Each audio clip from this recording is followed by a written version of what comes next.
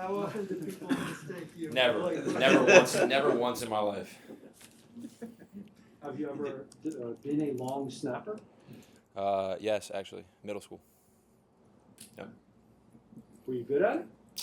I don't know if the technique was like professional, but I pretty much just threw the ball like between my legs, so it got to where I had to go. What do you like last week about this new offense? Obviously, it was fascinating to see that first drive of each half with the RPOs, with the up-tempo at times. What intrigued you? What left you thinking this could be promising?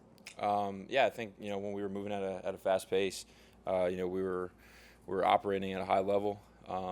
Tua got everybody lined up and did a very good job at going through his reads and making the right plays, and we were able to put points on the board in those two situations. So those were two effective drives for us. Do you guys feel any pressure to how you doing? Hey. How are you? Do you guys feel any pressure offensively to kind of need to keep pace and maybe put points on the board because of how explosive Buffalo's offense is? No, I think that they're a great overall team in all three phases of the game, and I think that for us, we just got to come out and execute, follow our game plan, follow our rules, and make the most of our opportunities when they present themselves, and that's pretty much the name of the game. I don't think you have to overthink it or make it something that it's not. Mike, how much did you know entering the first game that blocking for the tight end position was kind of going to be a necessary, heavy part of the game plan? I think we got a bunch of different packages, a bunch of different guys that go in for different roles, and when you get the personnel on the sideline, you go in and whether you're in it or not, you got to go out and execute, or be ready for when your personnel grouping gets called. And I think going into a game, there's many different ways that the game can go. Depending on if you're up, down, things are working, things aren't working. So you just got to go into it with an open mind and be ready to go out there and execute when you are given your opportunity or when your name is called. Coach Gotze was saying, we have a lot of running backs that are good. We have a lot of tight ends that are good. We have a lot of receivers that are good. And, of course, there's only one ball. Yes. So how do you approach the general idea that some weeks you might get a lot of targets and some weeks you might not? Approach it the same every single day, the same as I have since I've gotten here.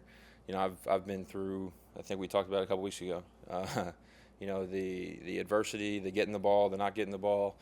At the end of the day, I have my routine. I go through it every single day, follow, the things that have gotten me to where I am, and I think that that's just the best way that I can approach this. I think that also at the end of the day, we won a football game in a place that, we haven't won a football game too many times in the past, couple years. So that was good, and I'm excited to, move on and get ready for week 2. You're one of the players who were old enough to know the old Dolphins before Flores got here. Yes. So there's always been this mojo about New England, which you guys have gone and beaten them twice in New England, and then the Bills have just owned this franchise for since the Josh Allen era began. How do you get rid of that? I think this just goes back to just talking about before about feeling pressure for this or that. This is the National Football League, so every single week there's going to be a legitimate opponent on the other side, and you got to go out and execute. Well, it doesn't matter if you've lost to them X amount of times in the past, or if you've beat them X amount of times in the past, or division, conference, don't matter, because it's tough to win in this league. So I think that's the way that we have to approach it. But they are a very, very good team in all three phases. Well coached, play hard, and are extremely efficient in all three phases. So me personally, I'm excited about it. It's something I look forward to, and just keep working and get ready for Sunday. Where do you feel you are now in your run blocking?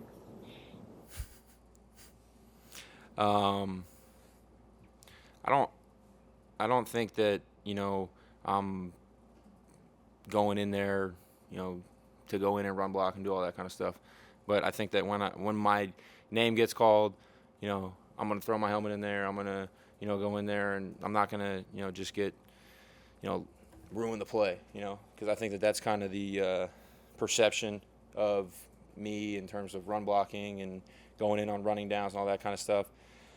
But if you know anything about me, I could literally care less about what anybody what anybody says about me, this team. You know, if it's an opinion that's outside of our locker room, I could care less. So that's kind of, you know, my mindset. I go at it every single day and try to improve, and you know, just hope to, you know, go out there and make some plays and, you know, let my preparation speak for itself. Mike, in the game against the Bills at Hard Rock Stadium last year, you found some success. In thinking back to that game or having looked at the film, Yeah. which you probably have, what are some things that led to success? Honestly, you know, they're a good defense. They do a very good job disguising coverages. They do an extremely good job of, you know, kind of playing off each other in terms of both the safeties. Poyer and Hyde, they do a great job. They're experienced, and, you know, they've done a great job in this league. And then also, you know, you got couple of talented backers in Edmonds and Milano. So they got a bunch of different guys that they can put on you. Got a good nickel in Teron Johnson. So you just got to be able to, you know, identify the coverage, identify who's on you, and, you know, how to run specific routes. You know, game plans always change and all that kind of stuff. So to compare it to how it was successful last year to this year, it's different. Some of the schemes are different. You know, everything in terms of, you know, even that game, you know, different quarterback play. I mean, everything's different. So it is what it is. And my biggest thing is just be ready when that ball comes your way, man, and your number gets called. You got to go out and make a play.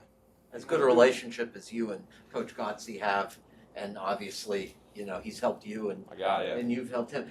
After a game like Sunday, is there ever a time, maybe on the flight home, or any time where he'd say, you know, we wanted to get you the ball more, just the looks were not there? Does that type of thing happen? No, I mean, at that point, you know, you go in the locker room, everybody's happy, you won the football game. Come back in and watch the film the next day.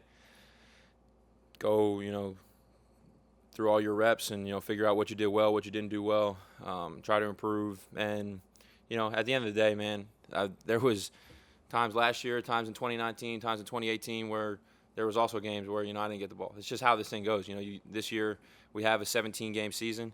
There's a lot of football left to be played. And for me, man, I'm just, like, sticking with my routine. I mean, I feel like some people are ready to throw in the hat on, you know, on everything, and it was week one, and we got to win, and that was the most important thing. So now we're going on to you know, come back home to Hard Rock Stadium, and excited to you know, have another opportunity to play this game. It might be your first time, almost 2 years playing in front of a full house of Yeah. fans. And a lot of these fans haven't been able to go to a game. in Yeah, almost 2 years. absolutely. What's that going to be like? Yeah, for sure. You know, last year I know that we were able to have, I think it was like 15,000 or something, and now that at that time felt, you know, like a packed house. So to get the fans back in the building at Hard Rock, you know, super excited about that. I know that, you know, they've been waiting a long time to get back out there. There's a lot of excitement, you know, in South Florida right now, and, you know, everybody's, you know, fired up. So, you know, as they should be. But like you said, you know, they didn't have an opportunity to get out to, you know, many games last year. So to have this, you know, first game, you know, first home game, something that we're all looking forward to, and something that the fans should be looking forward to as well. Question? Mike, Durham moved out, right? He did. He sure did. I didn't kick him out, so I don't want that to be the story here. I don't want the headline to be, you know, Gesicki, you know, kicks best friend out. So he did move out, unfortunately, but he'll be back. He'll be back. He'll be back for dinner. He'll be back to hang out. My fiance is down here. She'll cook, you know, Durham some dinner. Hallie will cook it up in the kitchen, and we'll get Durham back. So yeah, we're excited about it. So you don't miss him as a roommate. You're like, I do miss him as a roommate. Yeah, I love the company. You know, we would come home. I'd sit on the couch. He would sit on the other side of the couch, obviously, and then we would watch. We were watching Snowfall on Hulu. Great show, and we went through all 4 seasons, and so good thing we were able to finish the show together.